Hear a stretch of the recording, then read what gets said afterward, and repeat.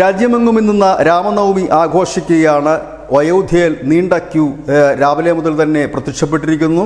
ഒപ്പം തന്നെ ഡ്രോണുകളുടെ നിരീക്ഷണവും ശക്തമാക്കിയിരിക്കുന്നു. ഉത്തർപ്രദേശിൽ വഖഫ് ഭേദഗതി ബില്ലിനെതിരെ വിവിധ സംഘടനകൾ ആഹ്വാനം ചെയ്തിരിക്കുന്ന പ്രതിഷേധം നടക്കുന്ന സാഹചര്യത്തിൽ ഉത്തർപ്രദേശിൽ കനത്ത ജാഗ്രതാ നിർദ്ദേശം നൽകിയിരിക്കുന്നു. ഒപ്പം തന്നെ പശ്ചിമ ബംഗാളിലേക്ക് വരികയാണെങ്കിൽ കോടതി തന്നെ ഇടപെട്ട് രാമനവമി ഘോഷയാത്രയ്ക്ക് അനുമതി നൽകുകയും സുരക്ഷ നൽകണമെന്ന് ആവശ്യപ്പെട്ടതിന് പിന്നാലെ ഇന്ന് 50ഓളം രാമനവമി ഘോഷയാത്രകൾ പശ്ചിമ ബംഗാളിൽ നടക്കും.